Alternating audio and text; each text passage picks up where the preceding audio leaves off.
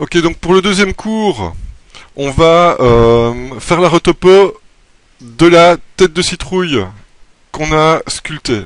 Alors, comment est-ce qu'on va s'y prendre? On va d'abord exporter depuis ZBrush toutes les ressources dont on a besoin. Alors, de quoi est-ce qu'on a besoin? On a besoin d'abord d'exporter le modèle en high poly pour pouvoir baker la normal map plus tard. Donc, la première chose à faire, c'est d'être sûr d'avoir, dans les subtools, d'avoir la citrouille qui est sélectionnée. Et puis tout en bas, on va prendre l'habitude de décocher groupe. Donc tout en bas dans Export, on va décocher groupe. Parce que si on laisse groupe coché, il est possible qu'il exporte le mesh en plusieurs morceaux, en plusieurs sous-groupes.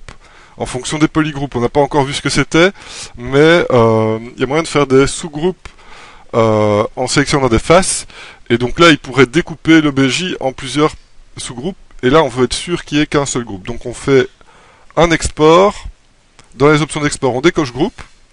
Et ensuite, toujours dans Tools, on exporte ici au-dessus en OBJ. D'accord ? Alors, dans votre dossier de travail, vous faites un nouveau dossier que vous appelez Baking. Et dans ce dossier de Baking,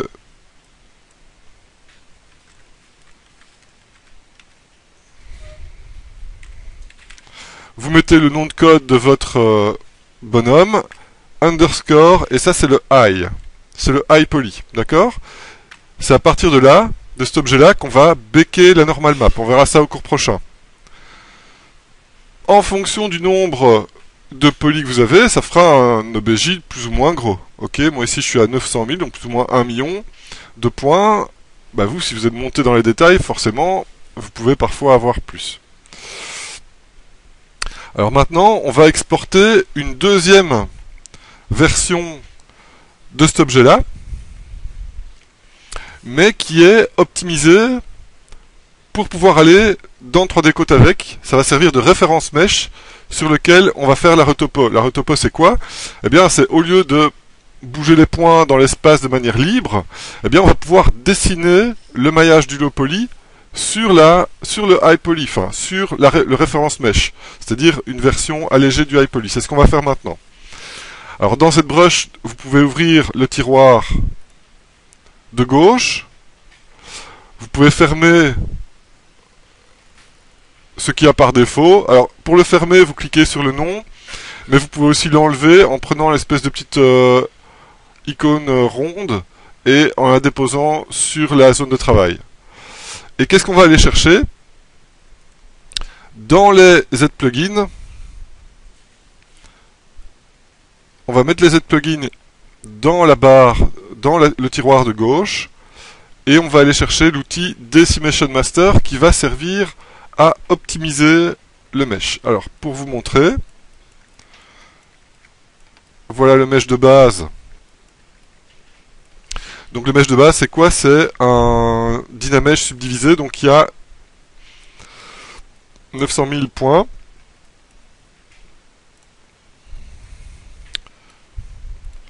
Et on va voir ce que ça va donner sur la version optimisée.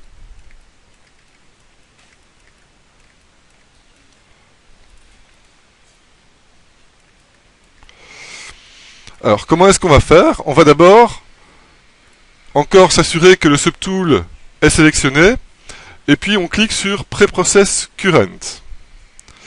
Et là, qu'est-ce qu'il va faire?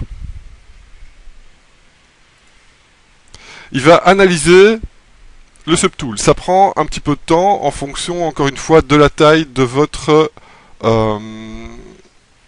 objet. Ouais. Donc ici, on fait un Preprocess Current parce qu'on ne travaille que sur un seul subtool. On verra que plus tard, on va travailler avec plusieurs subtools et on va pouvoir faire un préprocess sur tous les subtools en même temps. Ensuite, on va configurer le pourcentage de décimation. On va commencer par 50%. Et on va cliquer sur Decimate Current pour décimer, optimiser le subtool sélectionné. Et là, vous allez voir qu'il fait un petit travail assez rapide. Et voilà maintenant que ça apparaît triangulé.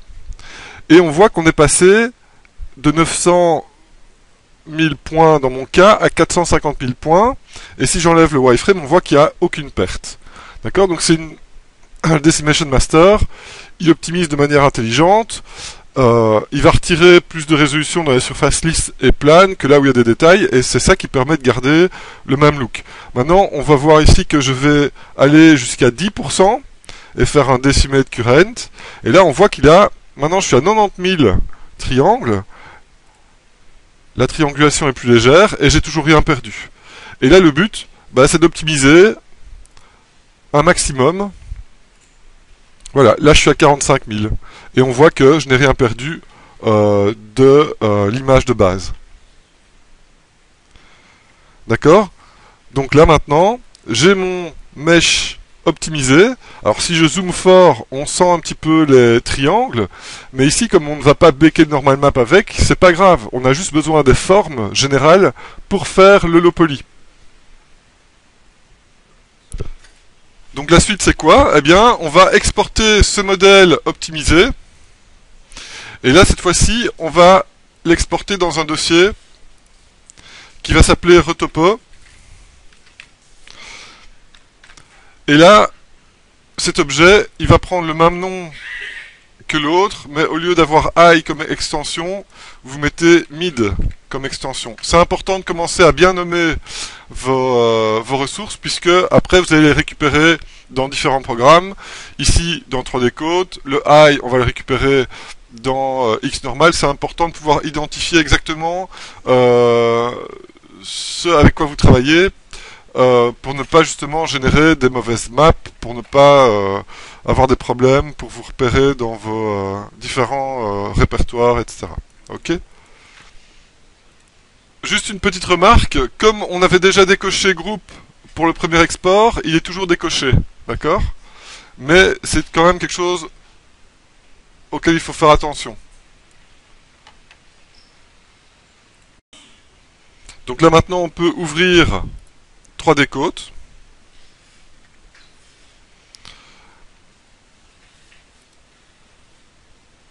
Moi j'ouvre la version GL.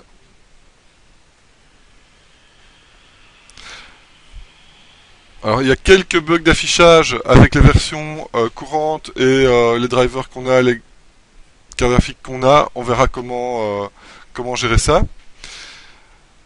Et dans 3D Code, on va dessiner le low poly sur la résolution moyenne du mesh qu'on vient d'exporter. Et pour ça, on va aller dans File, Import, Référence Mesh, et on importe ce qu'on vient d'exporter.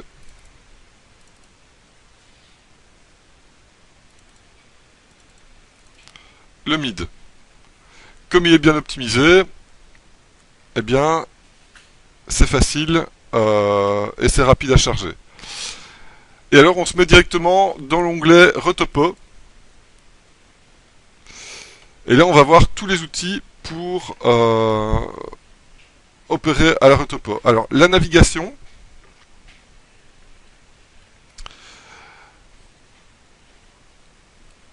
Alors, clic gauche plus Alt, c'est la rotation.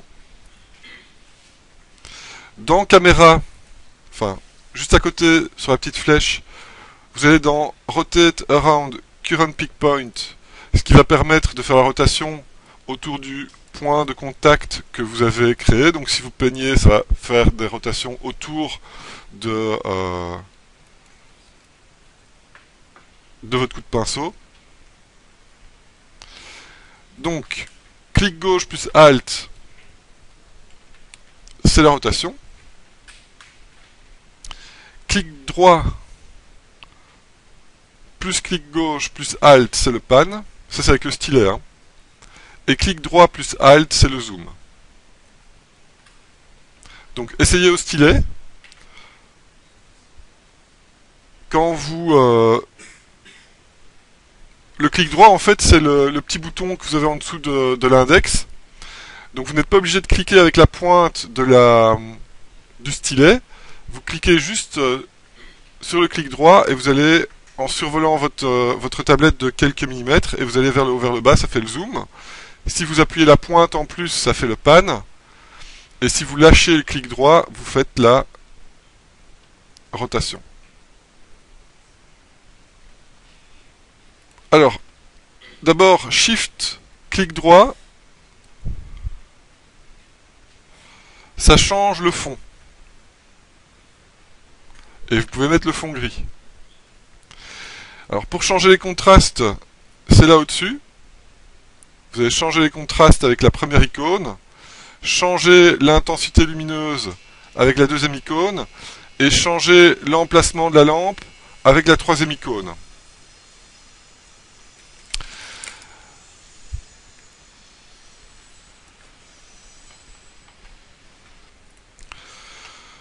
Voilà, donc ici pour changer finalement l'affichage de la référence et essayer de trouver un meilleur contraste et un meilleur éclairage, il faut aussi changer et trouver la map qui convient le mieux au contraste. Peut-être qu'il y a moyen de charger des maps un peu plus contrastées pour faire ça. Bon, moi ici la dernière map me convient bien.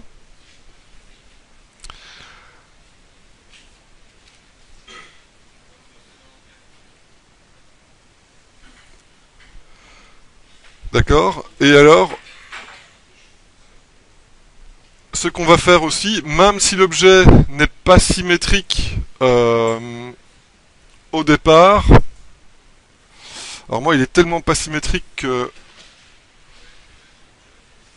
on va faire tout ce qui est symétrique d'abord. Donc j'active la symétrie ici, j'active la symétrie sur l'axe X.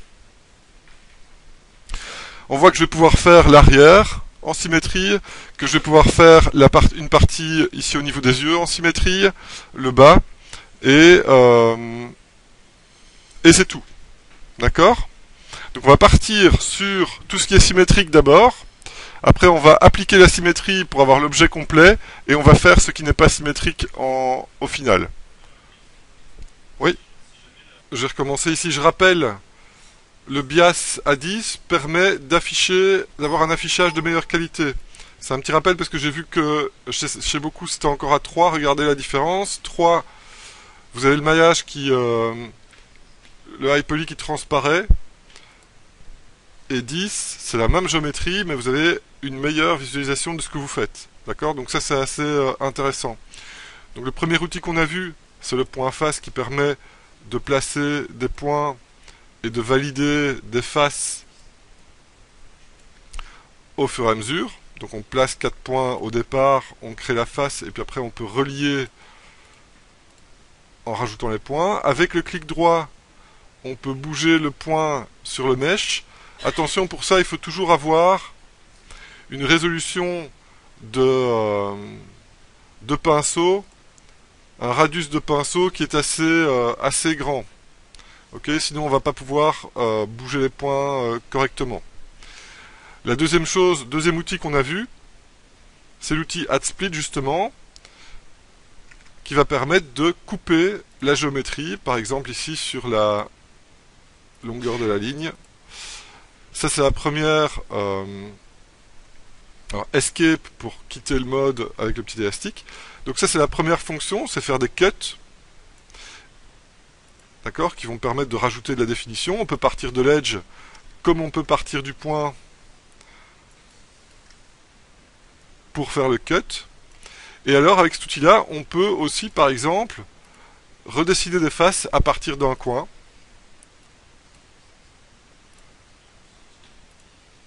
Et étendre la géométrie de cette manière là aussi.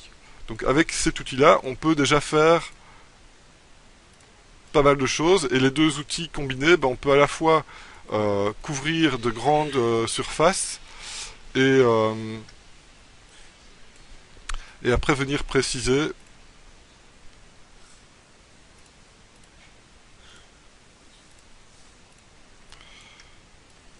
la suite. Ok.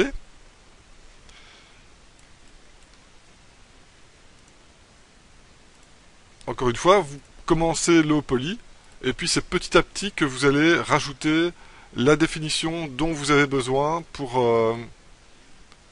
couvrir toute la surface. Alors je vais d'abord faire ce qui est symétrique. Un autre outil, c'est l'outil Stroke. Alors l'outil Stroke va permettre de dessiner des réseaux dans un sens et puis dans l'autre.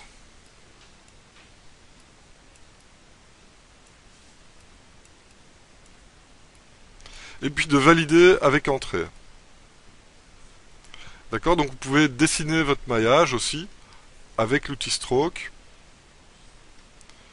Donc ici par exemple, je vais faire une première ligne, une deuxième ligne, les lignes intermédiaires.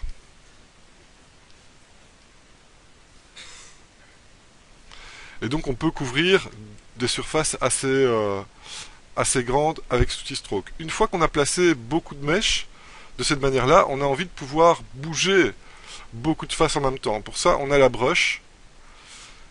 La brush qui, donc avec le clic droit, on peut augmenter la taille de la brush. La brush va bouger la géométrie. Et on permet de déplacer plusieurs points à la fois. Et avec Shift, eh bien, ça va faire un relax sur la géométrie.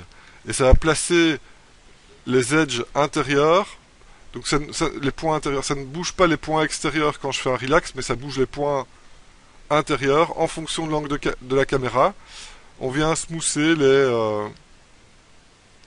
la géométrie pour avoir quelque chose d'homogène.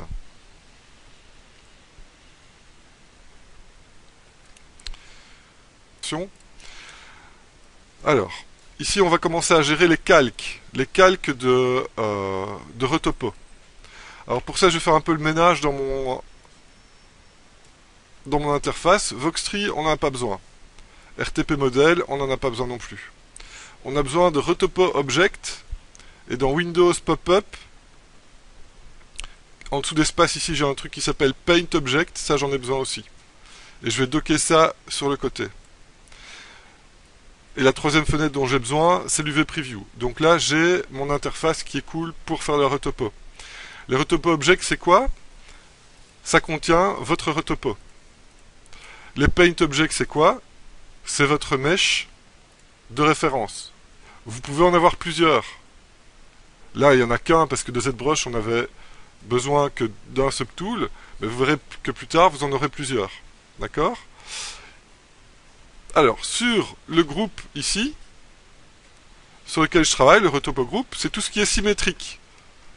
Donc j'appelle ça sim. Là maintenant, je vais faire un nouveau layer pour tout ce qui est pas symétrique et notamment la tige. Donc là, j'ai un nouveau layer. On voit que le layer précédent, son contenu est devenu grisé. Je peux le cacher. Je vais désactiver la symétrie pour le moment. Pourquoi? Pour vous montrer l'autre manière d'utiliser les strokes. Qu'est-ce que c'est en fait? On commence hors du modèle et on finit hors du modèle. Et là, il fait une cross-section, une section, pardon. Et là, on va marquer plusieurs sections. Donc on commence à l'extérieur, on termine à l'extérieur. Une fois qu'on a fait la section, on fait la cross-section. Attention, on commence sur le modèle d'un seul côté et on croise toutes les sections et on termine sur le modèle. Ensuite, on paramètre le nombre de segments. 12, ça me paraît bon. Et on clique sur Entrée pour valider et automatiquement, il fait le tube complet. C'est très pratique pour le corps humain, par exemple. Parce que le corps humain, c'est quoi? C'est des bras, des tubes, c'est des jambes, c'est des tubes, des doigts, c'est des tubes aussi. Le corps, le tronc, c'est un tube, le cou aussi. Donc c'est-à-dire qu'on peut rapidement couvrir de la surface grâce à ça, et après optimiser et retoucher ça.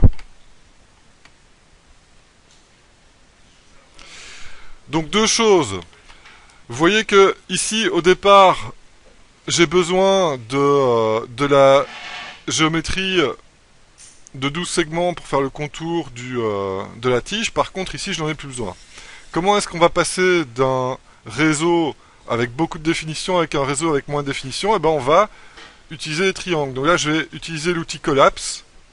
Et à partir d'ici, par exemple, je vais collapser les différentes edges jusqu'au bout pour pouvoir passer d'une résolution plus grande à une résolution plus petite. Et dans ce cas-ci, je vais faire ça tous les deux triangles. Et alors pour me faciliter la tâche, vous voyez qu'avec CTRL, je peux collapser toute une rangée en même temps. D'accord? Donc je collapse le premier, et puis avec CTRL, je collapse le reste. Et là, je passe donc d'une résolution plus importante à une résolution moins importante, ce qui correspond à la topologie de mon personnage. Je pourrais même encore en collapser un ou deux ici en dessous.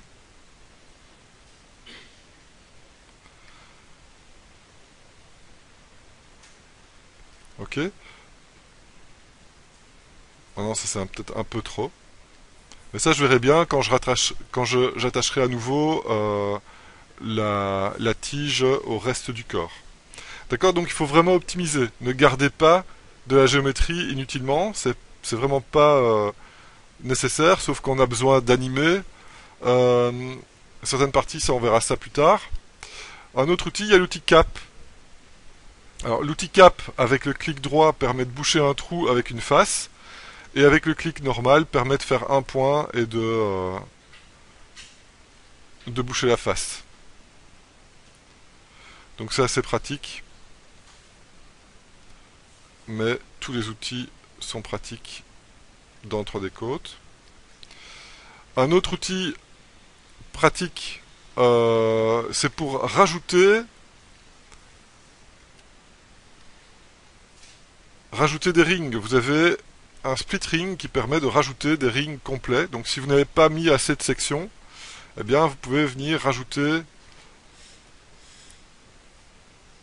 les sections avec le split ring qui, tant qu'il n'y a pas de triangle, continue le split jusqu'au bout. De même que si vous en avez rajouté trop, vous avez à nouveau le collapse qui vous permet, avec CTRL encore une fois, de supprimer des rings complets. D'accord? Donc vous avez vraiment tous les outils pour facilement gérer la retopo. Et il y a un slide edge qui permet de bouger les edges le long des edges perpendiculaires. Avec CTRL, vous pouvez faire un slide complet des rings pour ajuster l'emplacement des rings sur vos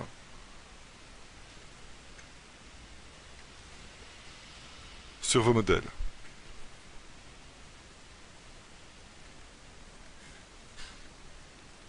Donc tous ces outils en combinaison vont vous permettre de pouvoir modéliser finalement le low poly sur le référence mesh de manière assez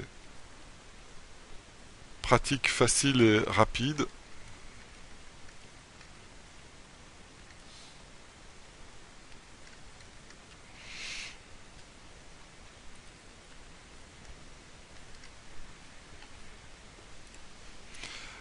On va voir ici que quand j'affiche la partie symétrique, que je sélectionne le layer, je vais cacher la tige parce que j'en ai pas besoin et j'active la symétrie, on voit qu'il y a un problème d'affichage. Ça ne soude pas ici au milieu et ça ne soude pas non plus ici à l'arrière. Et parfois même, voilà, parfois même ça inverse. Ça inverse la symétrie, donc il ne fait la symétrie que sur le petit bord qui dépasse. Alors, première chose, comment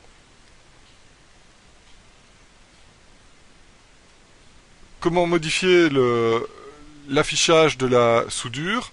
Eh bien, il faut simplement dans les Retopo Object cacher et afficher la symétrie, le calque. Et là, on voit maintenant que la soudure se fait bien. Par contre, comment maintenant afficher le bon côté? Vous avez ici une option Invert Mirror. Et là, il y a moyen d'inverser le miroir et à nouveau retrouver ce que vous aviez du bon côté. Ces quelques bugs qui apparaissent de temps en temps. Voilà. Il y a deux moyens de les corriger. Le premier, c'est juste rafraîchir l'affichage en cachant et affichant le layer de Retopo sur lequel vous travaillez. Et le deuxième, c'est inverser le miroir. Quand vous n'avez qu'une petite partie, vous inversez le miroir pour avoir l'autre partie. Vous pouvez continuer à travailler sans problème.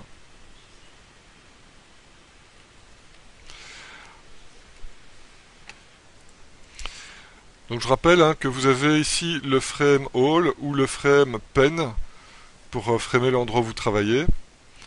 Et puis maintenant, c'est juste de la prod. Donc là, il faut... Vous voyez que quand on crée certaines faces, il génère certains problèmes. Donc là, je vais faire tout ce qui est symétrique. Et après, je vais appliquer la symétrie. Donc là, vous pouvez avancer à votre aise. Je referai un petit exposé, on va dire, plus théorique quand on arrivera au moment de valider la symétrie. Donc là, pour le moment, les pustules ne sont pas symétriques, donc je passe au-dessus et je viendrai spécifier certains pustules qui sortent vraiment de la silhouette quand j'aurai appliqué la symétrie.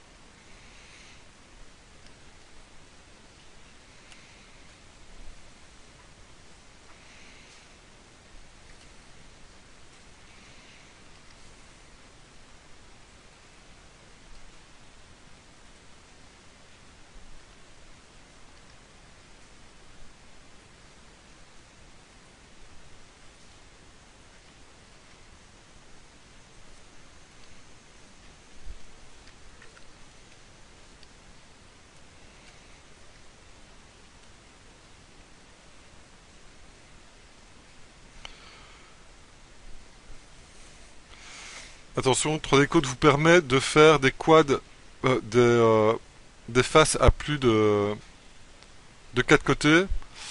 Ça va pas passer dans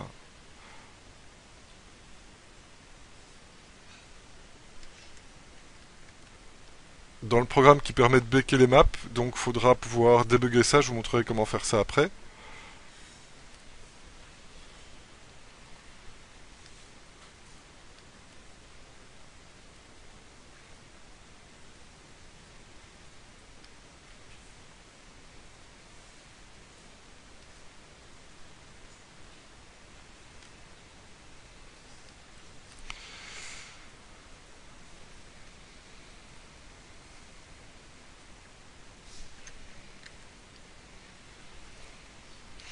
Alors pour souder un point, je ne vous ai pas montré ça, pour souder un point sur un autre, vous prenez un point, avec clic droit vous le faites glisser sur un autre point et quand il se snap vous lâchez et c'est soudé.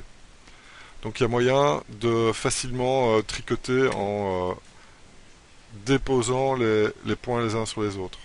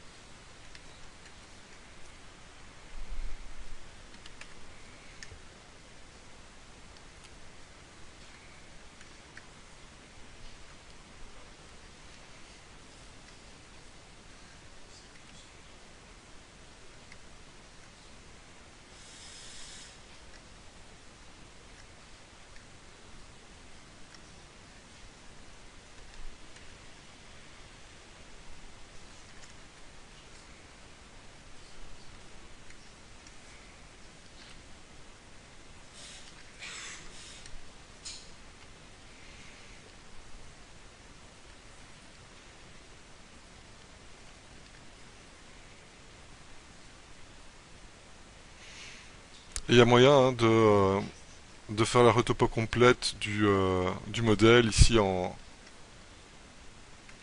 pendant les 3 heures de cours, hein, sans problème. Hein.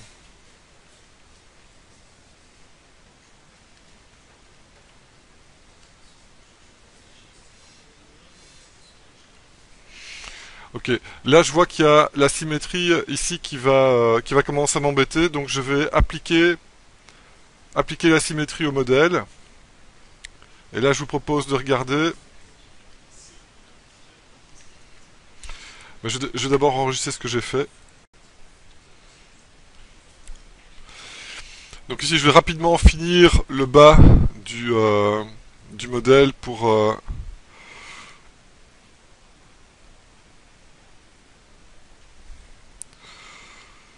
pouvoir appliquer la symétrie. Donc là je change l'emplacement de la lumière et parfois même le style d'HDR pour trouver ce qui me correspond le mieux. Pas ce qui me correspond le mieux, ce qui me convient le mieux.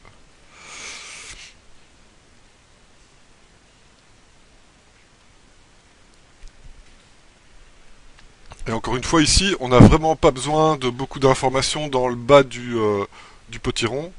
Donc, il y a moyen d'assez rapidement passer à des triangles et optimiser le maillage comme ça aussi, ici en bas.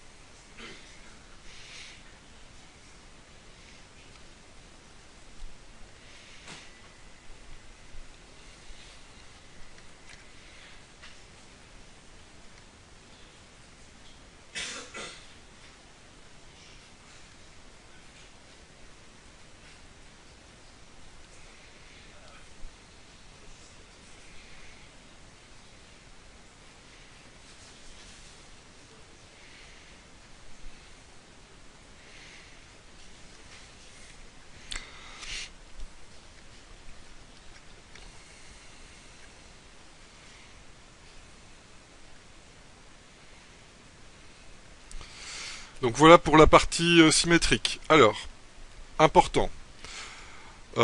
Écoutez bien. Donc on a sur un layer, on a la tige.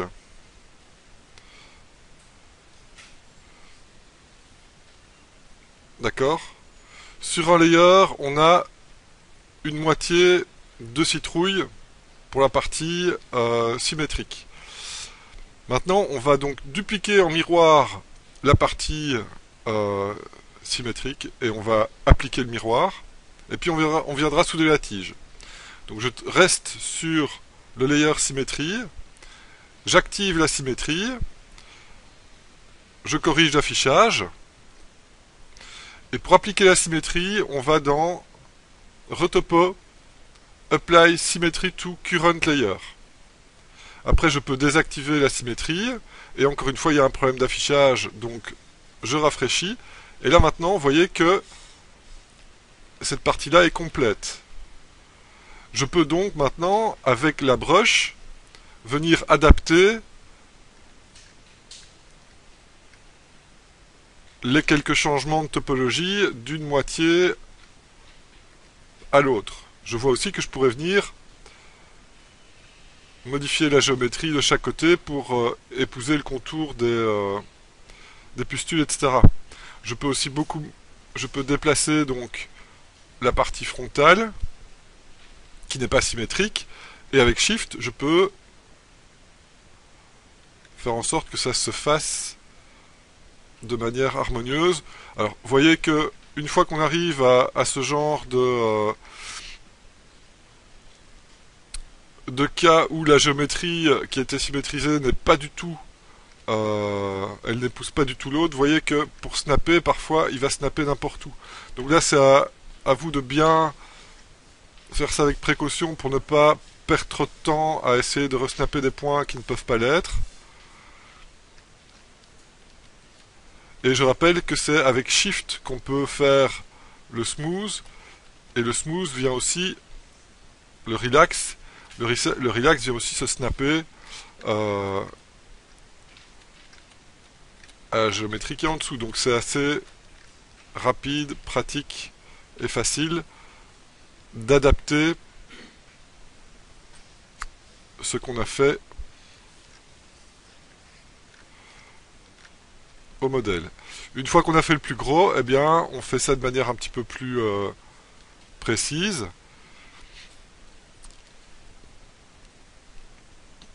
Ici, les crevasses ne sont pas au même endroit, donc je peux souder ces points-là et les replacer. Et je continuerai à faire le reste au fur et à mesure. Et donc là, on vient de faire la deuxième moitié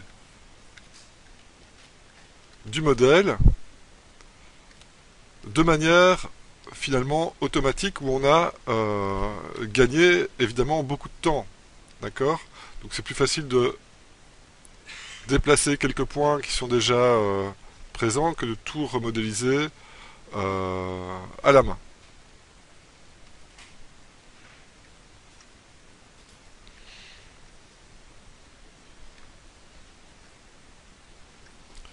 Ok, donc il y aura sûrement des ajustements à faire, on verra ça par la suite. Ici aussi, au-dessus, voilà ce que ça donne pour le moment. On va aussi rectifier tout ça par après. Donc là, je vois que comme la géométrie se resserre fort, je vais pouvoir vraiment revenir à des formes triangulaires. Et là, je prépare la soudure de la tige. Ok, donc on se retrouve avec les 3/4 du modèle qui est fait, et il n'y a plus qu'à faire l'intérieur de la bouche et les yeux et tout ce qui est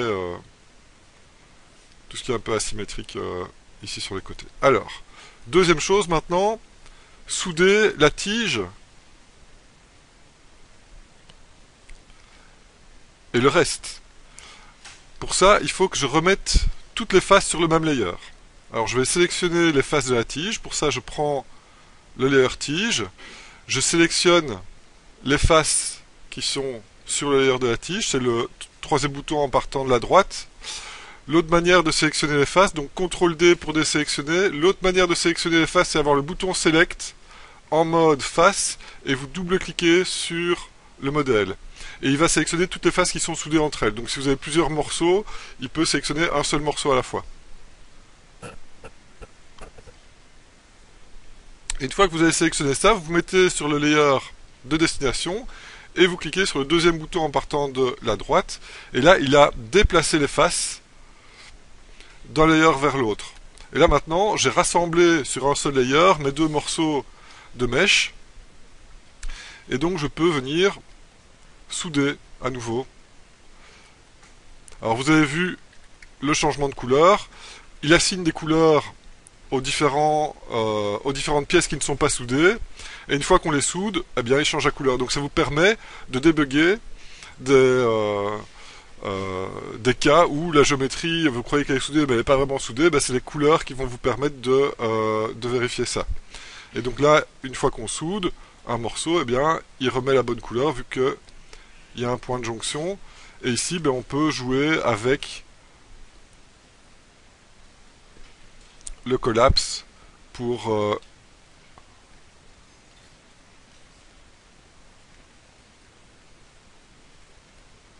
cleaner un peu la jonction ici. Et avec l'AdSplit, on va déterminer quel edge est soudé à quel point est soudé à quel autre point.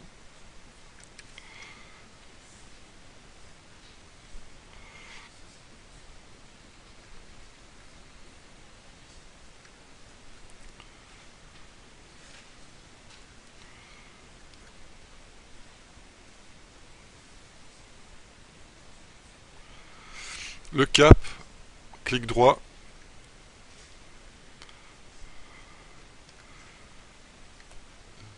Ici, je vois que je peux collapser encore un peu.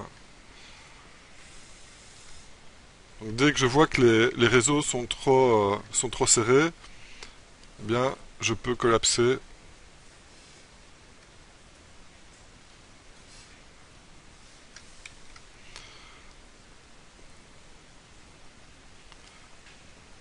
Ok, donc là c'est bon, mais je vois qu'il manque un peu de résolution ici pour resnapper ça dans le creux.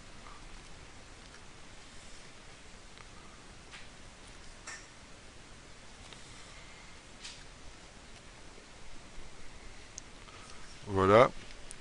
Et après je ressoude si c'est nécessaire. Bon, ici j'ai pas besoin de beaucoup plus de géométrie.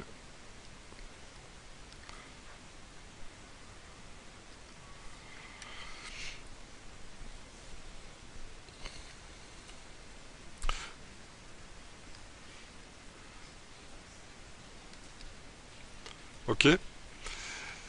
Et une fois que c'est soudé, ben, je peux supprimer le layer tige puisque je n'en ai plus besoin.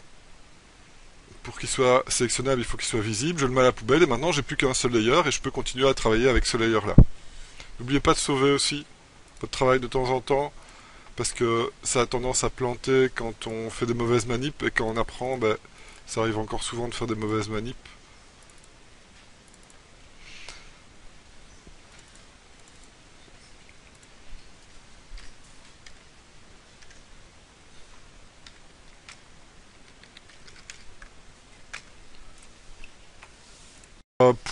Pour finaliser le modèle, donc ce sera du clic-clic, hein.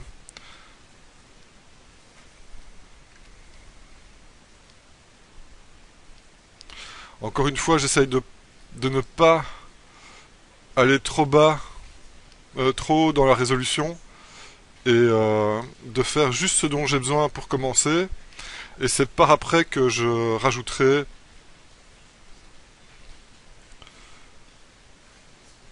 la géométrie additionnelle s'il en faut. Parce que si je commence trop dense, le problème après c'est que il faudra simplifier, et simplifier c'est moins facile, c'est plus compliqué que de rajouter.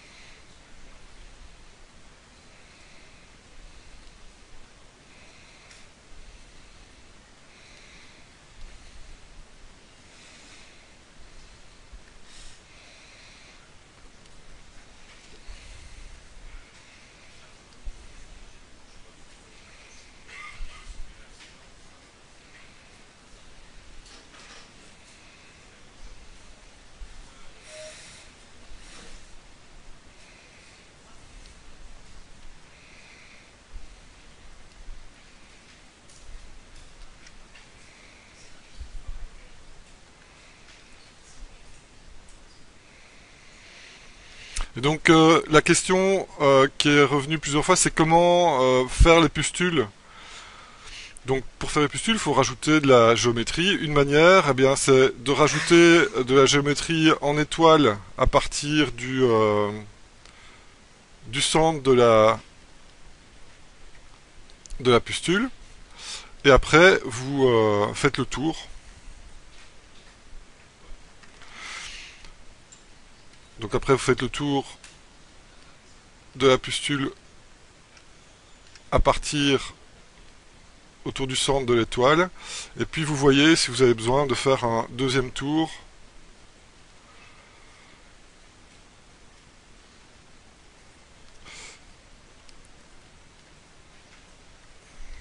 Et puis là, vous pouvez optimiser un peu en collapsant certains edges. Et ça, il faut le faire pour vraiment les les gros boutons, d'accord? Ceux qui modifient la silhouette. Pour les autres, c'est pas nécessaire de rajouter de la géométrie. C'est vraiment pour ce qui sort ici au niveau de la silhouette. Donc vraiment les gros trucs massifs. Donc vous arrangez pour avoir, par exemple, je vais prendre un autre exemple. Voilà, ici.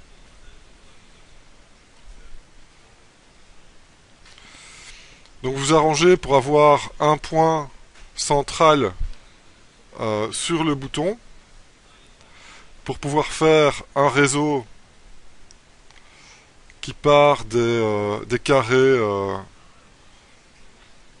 concomitants à partir du fameux centre que vous avez placé. Et après, vous pouvez faire le tour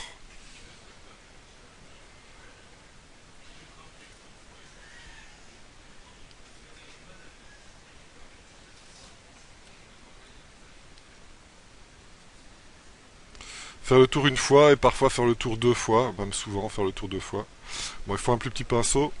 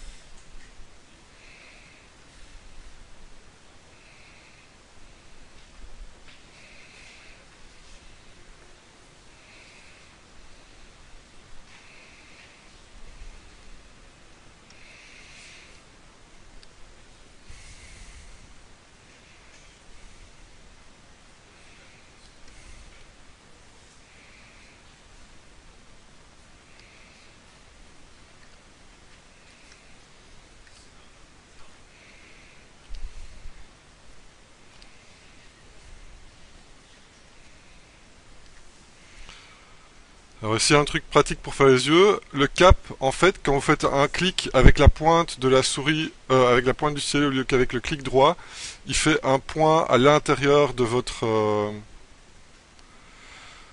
trou. Donc un clic droit, je répète, un clic droit ça bouche le trou, et un clic gauche ça bouche le trou avec un point. Donc ici c'est pratique parce qu'après on peut faire un hat split et revenir juste à l'intérieur, faire le bord là où c'est nécessaire.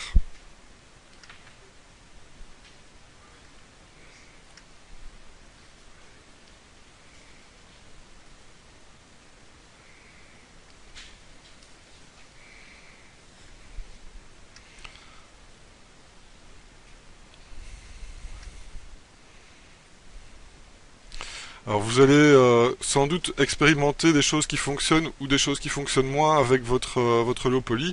Vous allez voir que quand on va baker la normale, il y a des choses qui vont bien se passer, il y a des choses qui vont moins bien se passer. C'est le moment de faire des essais, du test, etc. Donc vous suivez votre géométrie du mieux que vous pouvez pour faire votre low poly. Et après c'est avec la pratique que vous allez pouvoir faire des choix plus judicieux.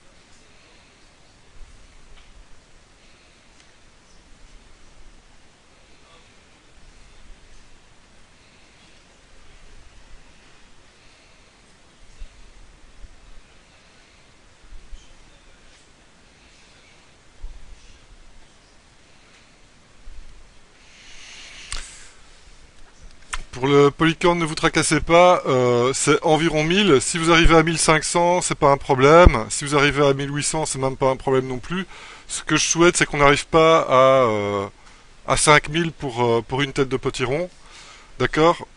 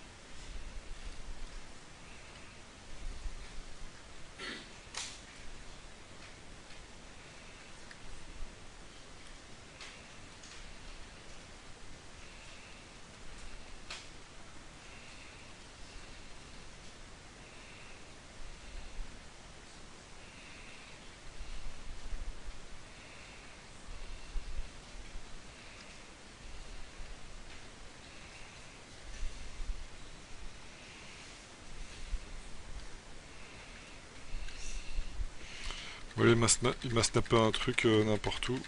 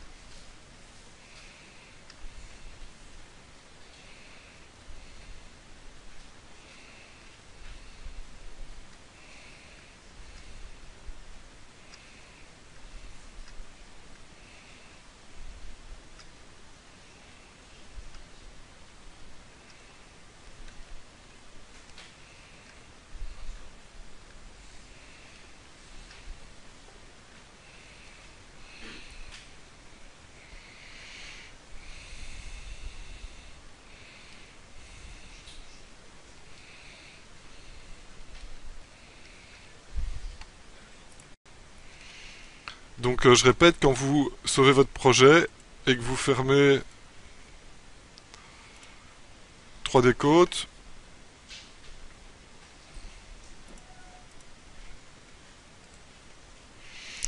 quand vous ouvrez 3D Coat à nouveau et que vous ouvrez votre projet, rien n'est affiché, il suffit de retourner dans l'onglet Retopo pour retrouver votre travail.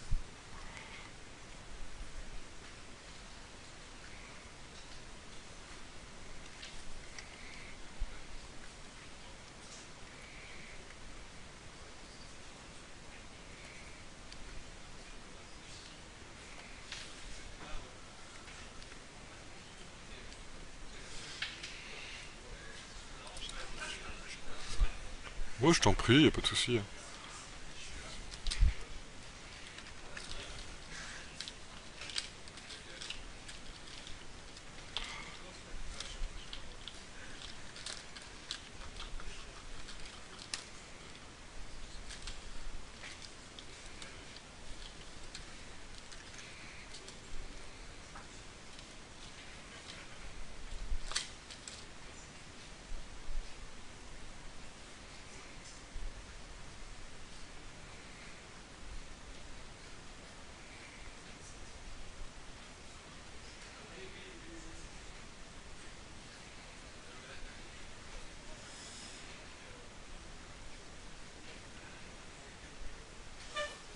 Salut, hein.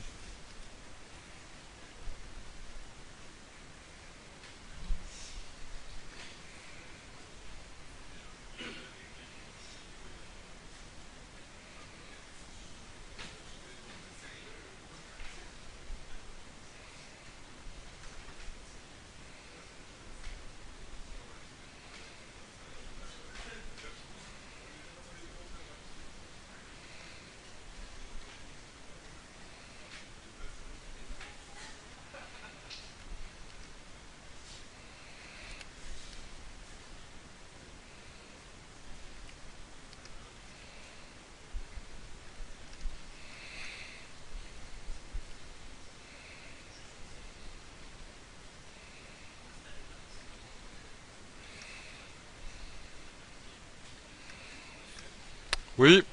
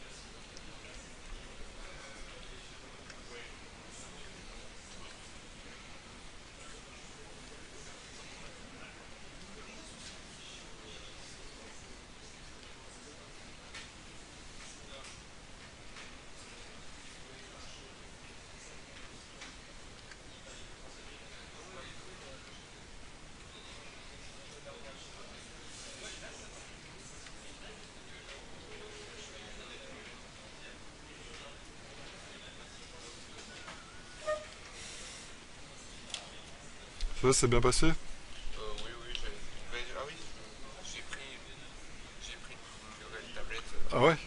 C'est une Bamboo Medium.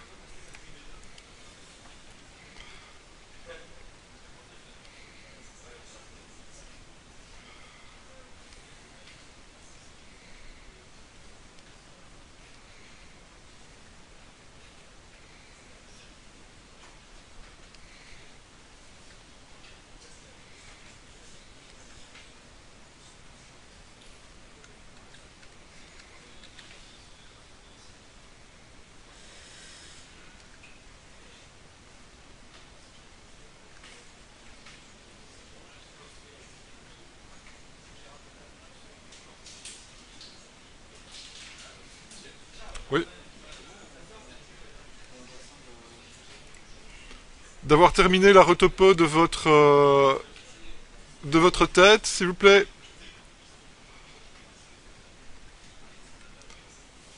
Et donc on va continuer à partir du cours prochain à faire évoluer la ressource où on va faire les UV. Ensuite on va béquer les textures, finaliser le texturing. Et pour finir, on verra donc la ressource en temps réel qu'on va intégrer au modèle.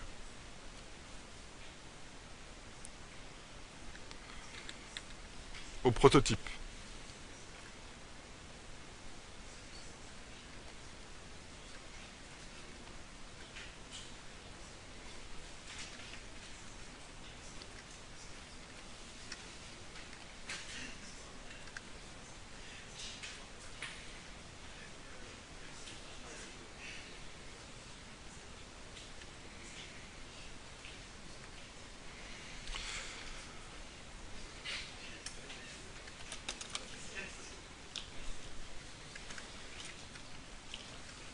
C'était? Ça va?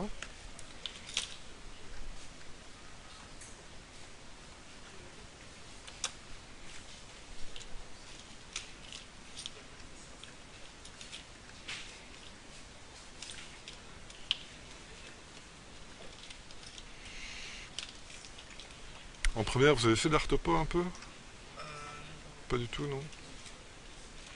Pas beaucoup, pas du tout? Pas du tout. Pas du tout. Qu'est-ce que j'ai fait d'entre des côtes?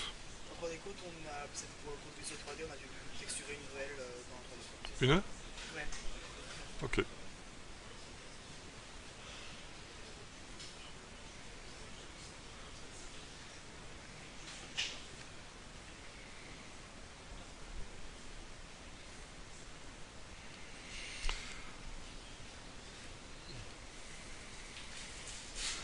Donc ici, je suis à 1500. Hein. Donc vous voyez que vous pouvez monter un petit peu sans problème. Le but, c'est d'arriver, comme je le disais, à quelque chose de relativement homogène pour plus ou moins 1000. Surtout, il ne faut pas arriver à 5000, quoi.